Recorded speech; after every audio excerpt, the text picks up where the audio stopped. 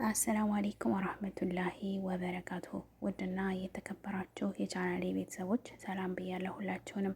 ለዚህ ቻናል አዲስ ከሆናችሁ ላይክ፣ ሸር፣ ሰብስክራይብ ማድረጋችሁን አትዘንጉ። ውድ ሀገሬ ልጆች መልካምነት ለራስ ነው። ዛሬም ተከታታይ ትረካ ክፍል 2 መጅኑነ ሌይላ የተሰኘው ይቀጥላል። ከምድር እምብርቷ መካ በስተደቡብ አቅጣጫ የምትዋሰነው የነጅድ ገጠራማ ከተማ እንዴ ወትሮ ደንገዝገዝ ብላ ቀኗን እየገፋች ነው። ጊዜው ገና ልጅ ቢሆንም ፀሐይዋ ግን ጠንክራለች። የነጂድ ሻዒሮች ከፀሐይ ለመከላከል በየበረንዳውና በየቴምሩ ዛፍ ስር ተቀምጠው የተለመደውን የግጥም እንካ ስላንቲያቸውን ማዶና ማዶ ሆነው ይወራወራሉ። ክፍት ጀለብያ ሳሳ ካለ ነጭ ሱሪ ጋር ለብሶ ጥቁር ጫማ የተጫማ ሸጋ ወጣት ሰላም በእናንተ ላይ ይሁን እናንተ የብዕር ጌጦች እያለ በመሃላቸው አልፎ ከአደባባይ ሚንበሩ ላይ ቆመ። ከሚንበሩ ላይ የቆመውን ግጥም ለማዳመጥ በአንድ ጊዜ ጠባቧ የነጅድ አደባባይ በሰው ጎርፍ ተራወጠች። መጅኑን ነበር። ውሃ ጠምቶት በበረሃ እንደሚጓዝ የንግድ ቅፍለት የግጥም ጥም ያሰከራቸው የነጅድ ነዋሪዎች ከመጅኑን ፊት ተጅጎደጎዱ።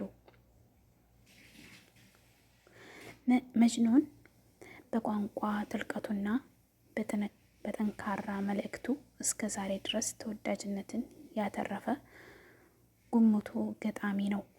በአረቡ ዓለም ያለ አንድ ወጣት እጣ ፈንታን ከሶስት ነገሮች ሊዋጣ አይችልም።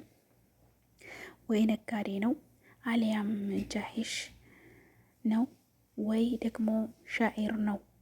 ታዲያ እንደ ሌይላና መጅኑን ላሉ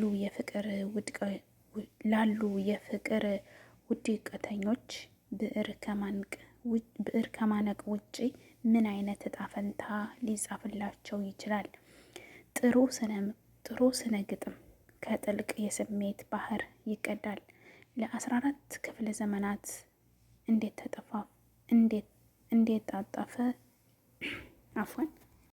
እንዴት ጣፈጠ ዛሬ ድረስ የቆየው የመጅኑንና ሌይላ ጥዑም ስነ ግጥም የተጨለፈው ከዛ ጥልቅ የስሜት ባህር ውስጥ ስለሆነ ነው።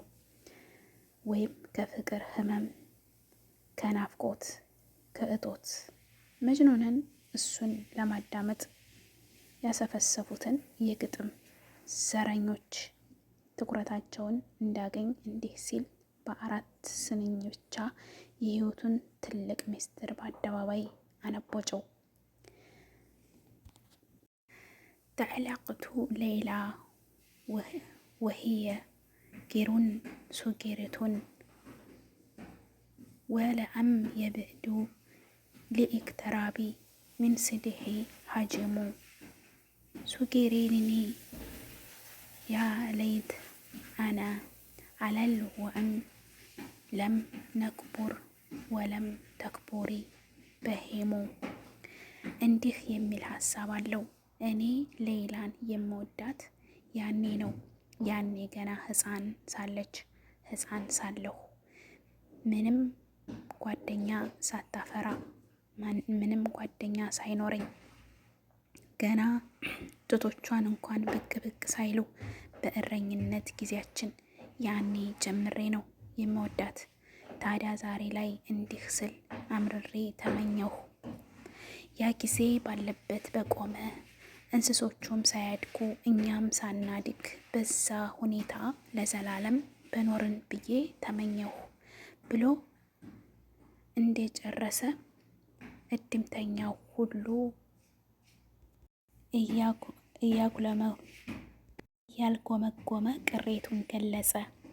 ከግጥሙ ባሻገር የቀይስ መንደድነት አስገርሟቸዋል። እሱ ግን ምንም አልደነቀውም። ከጊዜ ወደ ጊዜ እየለየለት ነው። ከሌይላ መውደድ የተገፋ ከነጁድ ቢነጥል ተገፋሁኝ ብሎ አያለቃቅስም። እንኳን ከነጅድ ከዓለም ቢጣል ኢሜንት ታክል አይገድለውም። እንኳን ከዚች ትንሽ ዓለምና ከግዙፏ ሌላም ተከፍቻለሁ ሲል ለሌላ የሌለችበትን ባዶ ዓለም ያቃታል። ከዛው ሚንበር ሳይወርድ ከእድምተኞቹ መሃል አንዱ ሙዚቃ የሚያስረቀርቅ ሌላ የልጃገረድ ድምፅ በለቅሶ ታጅቦ ተሰማ። ሁሉም ድምፁ ወደ መጣበት አቅጣጫ ሀሳቡንና ጆሮውን ቀስሮ የልጃገረዷን ጥዑም ግጥም በትኩረት ማዳመጥ ጀመረ። ሌላ ነበረች። የመጅኑን የፍቅር ኑዛዜ ስትሰማ አላስችልሽ ብሏት ከቆመችበት ጥጋት ወደ መጅኑን እየተራመደች በጀበሉ ሶባን የቋጠረችውን የፍቅር ቁጥጥር ፈትታ በአደባባይ ተናዘዘች። ለዘመናት ያረገዘችውን ፍቅር ወለደች። فعجبت ليلى وهي باكية لما سمعت شعره وقع مزعر لناس بغد وأكل عند صحبه مكين تخبرنا العيون بما أردنا وفي القلبنا سماعا دفنوا ሁላችንም ሌሎች ሰዎች ስለ ፍቅራችን እንዳያውቁ እንጥራለን። ማወቃቸውን እንፈራለን ወይም አያስደስተንም። ገና በልባቸው ውስጥ ጥሩና ምቹ ቦታ አላቸው። የኔና አንተን ፍቅር ምንም እንኳን ይፋ ባይወጣ አይኖቻችን ግን ያስታውቃሉ። በውስጣችን እጅግ የጋለ ፍቅር እንዴት ተቀበረ አይኖቻችን ይናገራሉ ስትል ፊቷ በእንባ እየታጠበ ሹክሹክን መውደዷን ገለጸችለት። የእድምተኛው ሹክሹክታና ጉምጉምታ በርክቶ ተሰማ። በአረቢያን ወግ ከትዳር በፊት ያለ ፍቅር ግንኙነት በፍጹም ውግዝና ቀባሎት የሌለው ተግባር ነው። ከጋብቻ በፊት ያለ ወዳጅነት ተቀብሎም በፍጹም ለትዳር አያበቁትም። ምድር ተገልብጦ ሰማይ ቢፈነዳ አይታሰብም። ሌላም ይህንን ፈርታ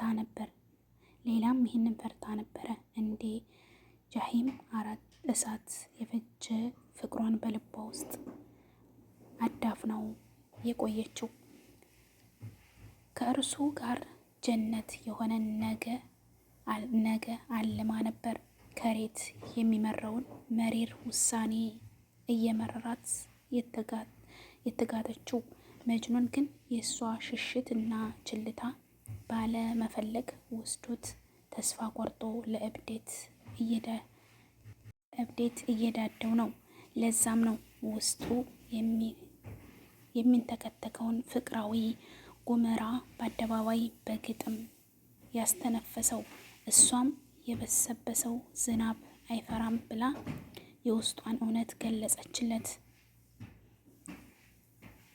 ከሌላ የወጡትን ቃላቶች ቢሰማ ከቆመበት ሚንበር ላይ ጣር ሞት እንዳየ ሰው ሰውነቱ ዝሎ እግሩን ብርክ እያለው ቁልቁል ትክክ ብሎ ተመለከታት። እሷም እንባ በሚያወርድበት በመንታ አይኖቿ ሽቅብ አስተዋለችው። በገሃድ ዓለሙና በህልሙ መሃል ያለ ጭንብር ምስል ያየ መሰለው። በሆነ አንድ ሌሊት ላይ መናቡ የፈጠረው ክስተት ነበረ። በዛች ደቂቃ ደስታ፣ አለማመን፣ ፍርሃት፣ ቁጭት፣ ግርምት የተፈራረቁ አናወዙት። ከፊቱ የቆሙት ሰዎች ተገለባበጡበት። አይኑ ላይ ቀለማቶች ተንዣበቡ።